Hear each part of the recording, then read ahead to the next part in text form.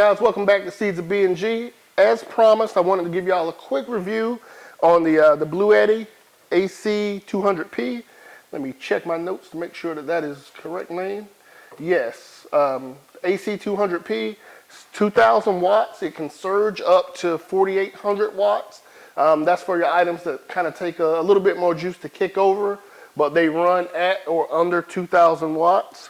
So no further ado, let me power her up, and I'll bring y'all a little bit closer so y'all can see what I'm seeing here as it comes on. So here you see in the middle, we're 100% charged. I'm not going to really go over the charging stuff, but it does have a wall adapter that charges in, I think, like 4 hours. And it does have, I have 3 solar panels that hooks up in series. They're really easy to hook up. I may pull one of them out just to kind of show you what they look like. But you set up 1, 2, 3 of them. You can probably do more. It has a capacity that it can't take no more than, but I can't remember what that is off the top of my head.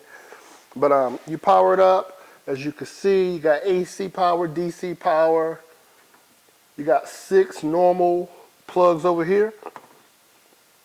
You got 4 USB plugs, giving you 5 volts at 3 amps. Both of them here. This is a USB-C plug.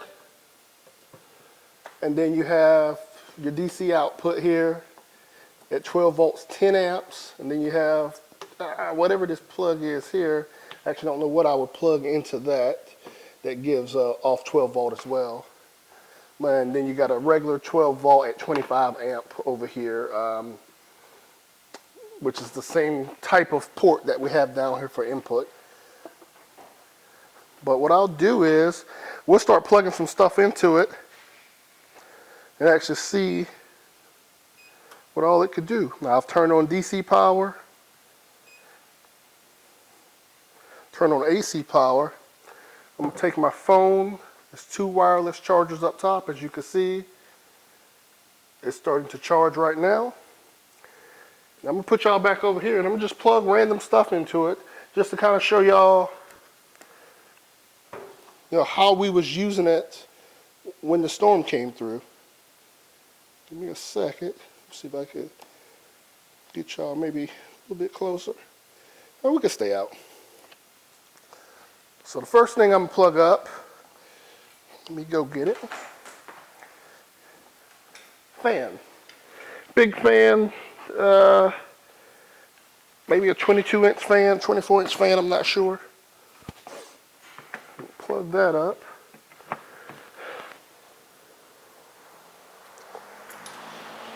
That's on 1, but giant fan.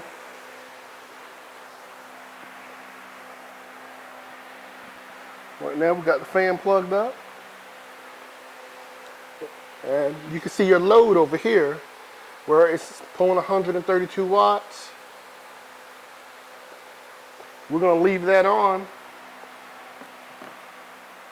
Put y'all back down. So you got your fan on. It's a storm. The power's out. I don't know how y'all do it in your household, but when there's a storm or some kind of a dangerous situation and we don't have no power, what I like to do is gather everybody up, say in the living room or something like that, to where you're not running extension cords all over the place.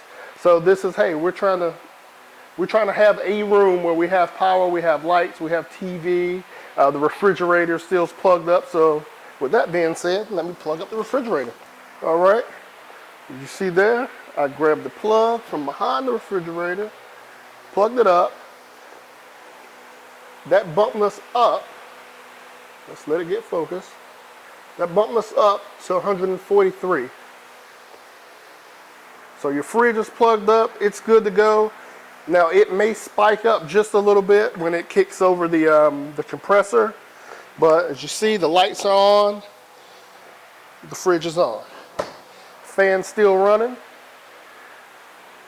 The big thing to remember about your generators and just things that draw power, you're always going to draw the most power when you're trying to heat up something or cool off. Like Not so much the fan, but you got a compressor or something like that that's running. So with that being said, I'm going to plug up our little water boil, little electric kettle or whatever it is over here. The hot pot. Put some more water in it.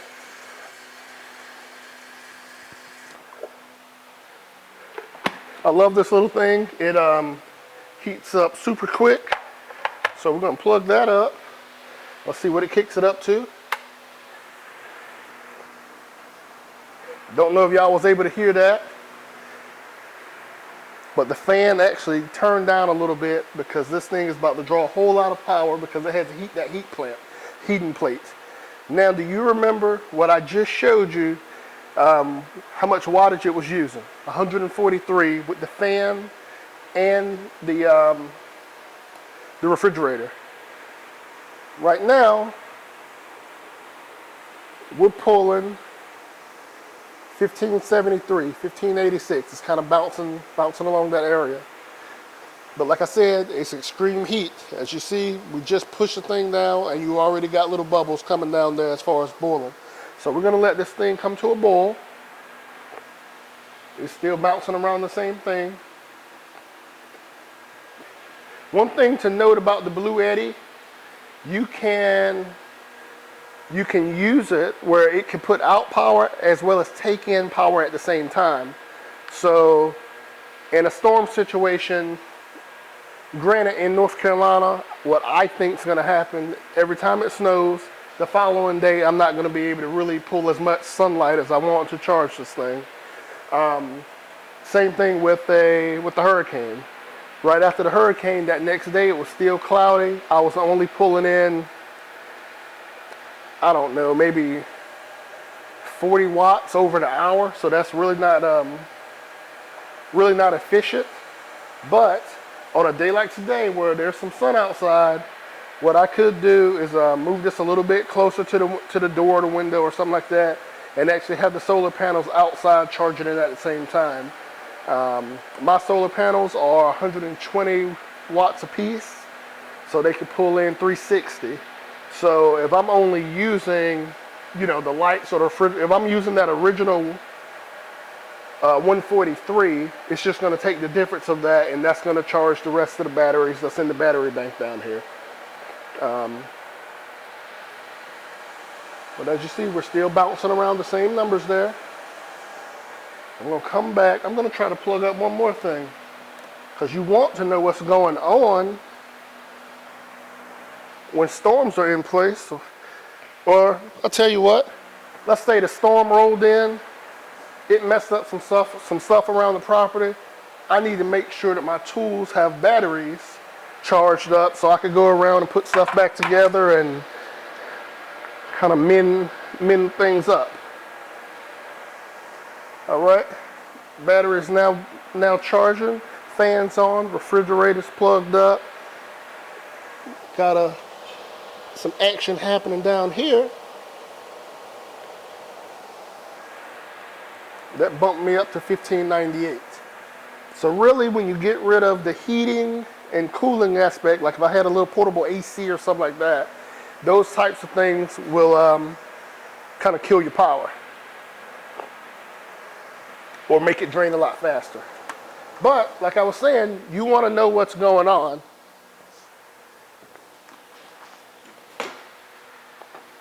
You want to know what's going on out there when there's a storm or some snow, or we all have our handy dandy phones, but what if I want it to sit on the charger?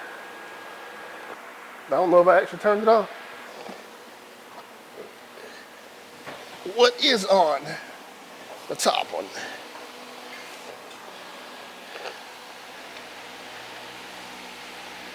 There we go. All right, what just happened? I heard the fan come on. The fan kind of tripped over to be a little bit louder, but my TV's on, fan's on. The water just came to a boil. It turns itself off immediately. What happened was the wattage usage went right back down to, see if I can get it to focus for y'all, 192.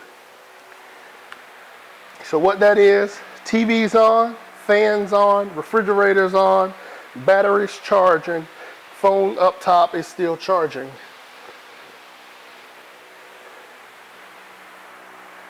All right.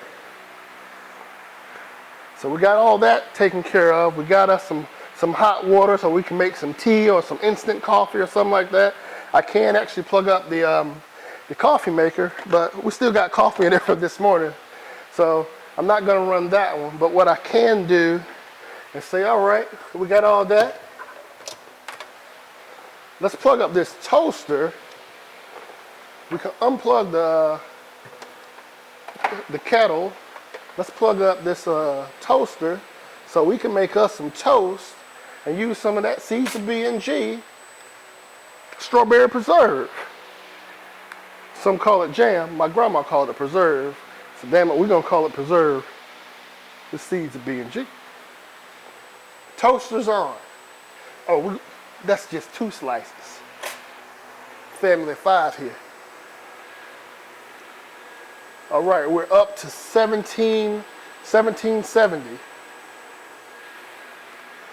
All that's still on. See that? What we got going on is some TV, fans blowing.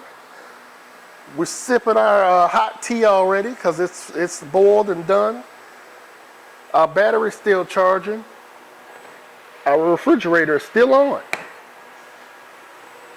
And we got 4 pieces of toast down, again, to go with that SOB&G strawberry preserve.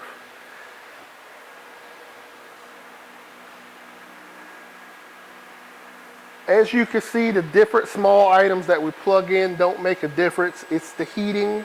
I'm going to unplug this toaster and you can watch this thing take a nosedive. I'm going to unplug it now. Bam, nose diving. 287, 299. It's gonna figure out what's going on and it's just gonna find a spot to relax at. I think that's it. That's the range that it's gonna kind of bounce between now. But that was me unplugging the toaster. So as you think through breakfast, you know, you're trying to cook something. You're gonna get a spike in it. Lunch, you might try to cook again. Let's see, I got one more for you. How about this? How about we plug up the microwave? We're gonna plug up the microwave, folks. But this red plug goes to the microwave. I'll show y'all. There's no faking it. We're plugged up. Microwave, let's just make sure there's nothing in there. All right, put it on 1 minute. Did you hear that? Microwave has kicked it over. It's now going into fault mode. It's letting you know that it's over, it's running over 2,000 watts. But, let's see if we can get it to come back down. It's gonna run, because it'll run a little bit over this before it actually kicks itself off. But it's letting it run at 2040. This is 2,000 watts. It's rated for 2,000 watts with a surge up to 4,800. So let's see if it lets it run for this whole. Let me turn the fan back on. I had turned the fan off to see, but we're gonna turn the fan back on. That's gonna kick it back up to about 2186.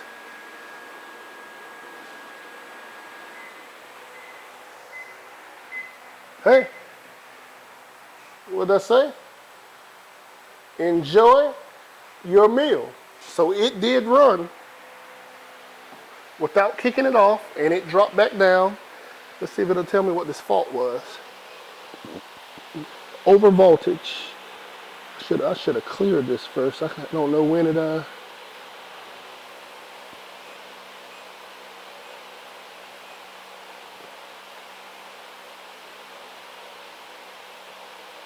I can't actually click on one to actually see what it was. I think it was this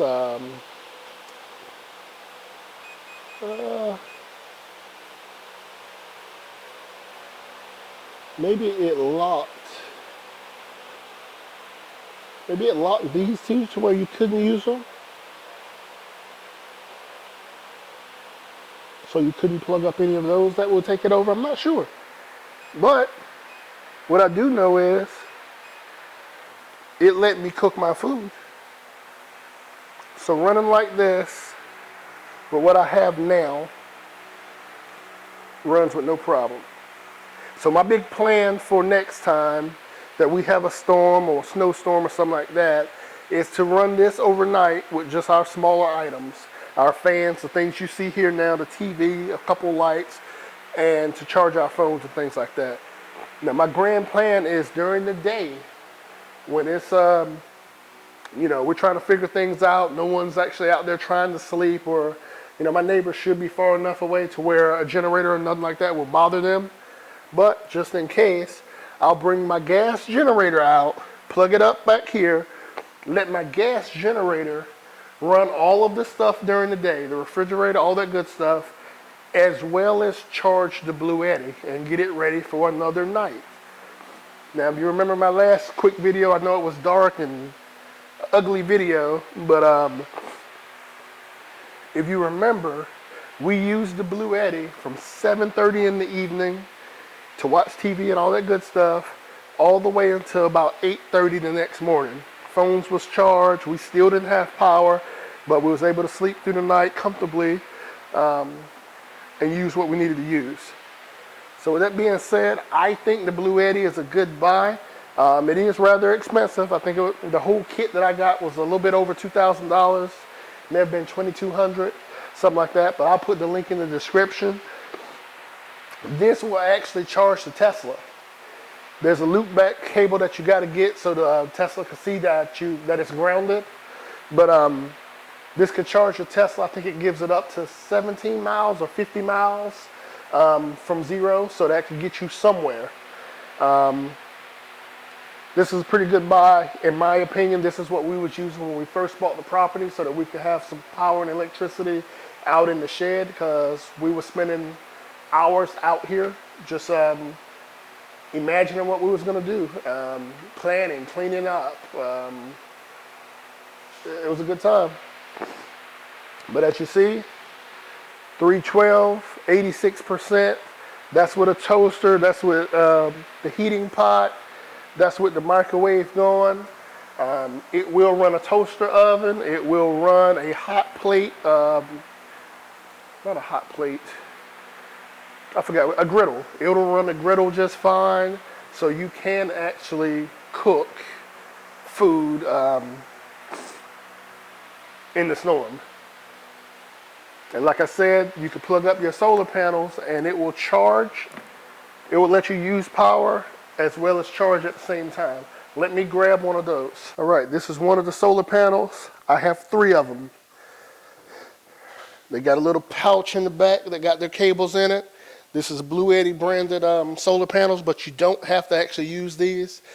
I've seen a lot of people use Harbor Freight, Northern Tool solar panels just fine. I would actually want to find me a couple of outdoor panels that can be used so that I can mount them on top of the shed and run the power down into the shed to plug up when I'm out there. But this is it.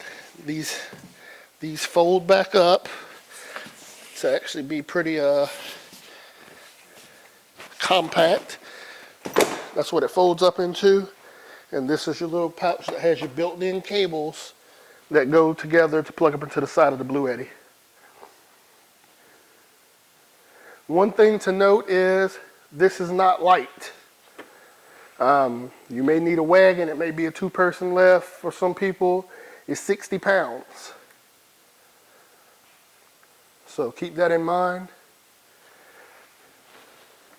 It's a little bit bulky, but I think bang for the buck of what you get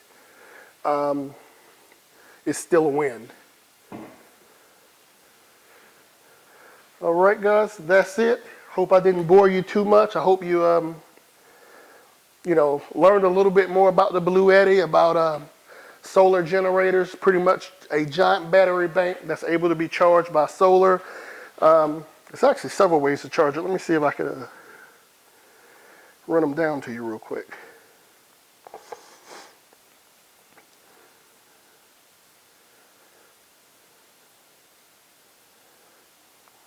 Come on.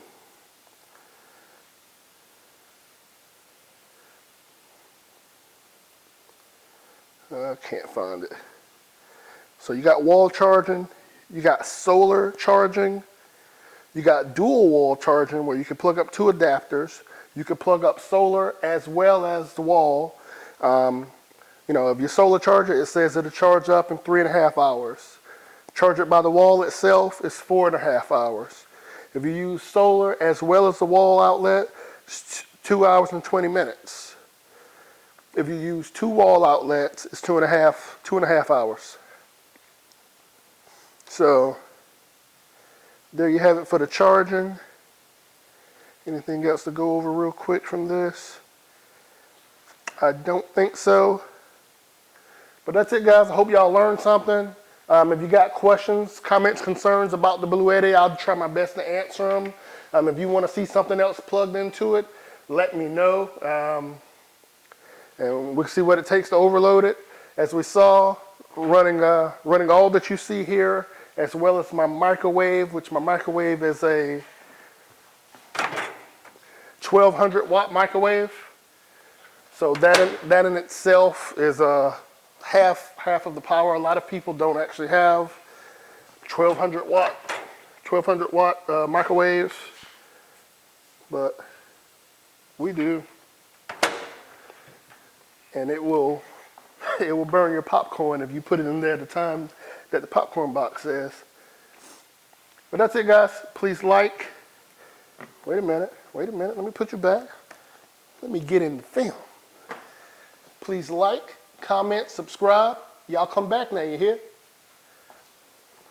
Because we got the juice.